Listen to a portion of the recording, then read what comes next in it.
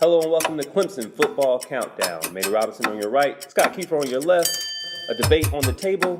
Let's start the clock. Clemson slept through the first half, but the Tigers woke up in time to roll away from Duke. Clemson earned its 11th win of the season and now looks to take its 5th straight win in the Palmetto Bowl. Now, only a couple of teams have really threatened the Tigers this season, and the rest were a bunch of blowouts, as expected. But compared to Clemson's previous 10 FBS opponents, where does South Carolina rank? Well, put it this way. Coach Sweeney told us this week that the schedule has been challenging enough. They haven't exactly played the Village Idiot University. They've played some of their kin, I do believe. They've played some teams with a bunch of dummies, but not the Village Idiots per se. Right. South Carolina's way above that level. But the toughest team they've played to date, I don't think so. I would kind of give that nod to Syracuse or maybe even Boston College, Texas A&M certainly. Yeah. Clemson edged them on the road, and then they beat South Carolina in Columbia. Right. So you got to give them the edge there. I would place maybe South Carolina as the 4th toughest opponent this season. I have them 5th. And Okay. I have you mentioned the ones I put there: Texas A&M, Boston College, Syracuse, and then NC State. Maybe they've underachieved, but I still think talent-wise, 1 for 1. And you know what? I think South Carolina's right there with Duke, believe it or not. I think if South Carolina and Duke played out, might go to overtime. I think Daniel Jones, by far, is the best quarterback Clemson has faced, and you see they treat him like a rag dog. So, They did. a few years ago, Jake Bentley was to Carolina what Trevor Lawrence is now to Clemson, but the script of salvation hasn't quite played out in Columbia the same way, and I would argue that's because these quarterbacks have vastly different supporting casts. So let's play a little trade in places like, Eddie Murphy, Dan Aykroyd. If we gave Bentley the Clemson wide receivers and gave Lawrence the Carolina wide receivers, who would pass for more yards? Wow.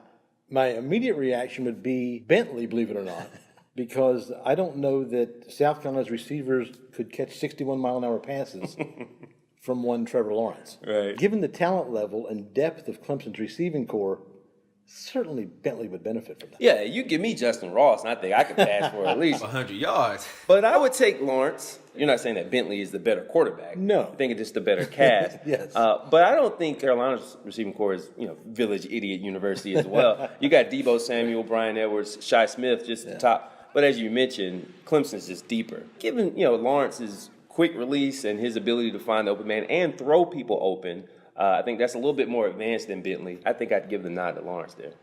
I think the Gamecocks' 3 top receivers, if you ask them, they'd be just fine catching passes from Trevor. Probably so. Probably so.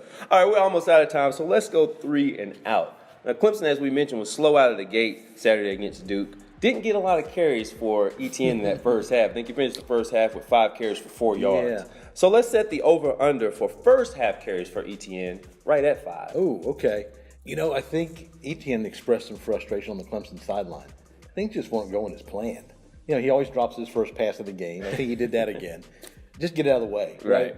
But he had 5 carries for 4 yards in the first half. Yeah. 0.8. Then he comes out in the second half and averages over 19 yards a carry. Wow. Kind of make amends. Yeah. But look, feed the beast. He's your beast. He's your best. Feed him. I think I'm going to go over because you better learn from your mistakes. Give him enough carries and he's going to break one off. Yeah, I agree with you. I take the over, but slightly over. I think it's easy to look out there and say, man, why are they not giving him the ball? And I'm one to say, hey, just put it in his chest no matter what is in the box. But as you're seeing, they're calling a lot of RPOs. And Trevor Lawrence is sitting at the line. You don't want to go running head first into a brick wall. So they're adjusting some and throwing some. But I think in this game, you have to establish yourself early. Like you said, feed the beast and let him run wild. Hunter Renfro's injury status has been up in the air, but he has to be in this game, right? I mean, he's as you called him, the Carolina killer, the Gamecock killer. At least last season. Yeah. He was the guy. Yeah. That weaving long touchdown run will haunt Gamecock fans for a while and delight Clemson fans forever.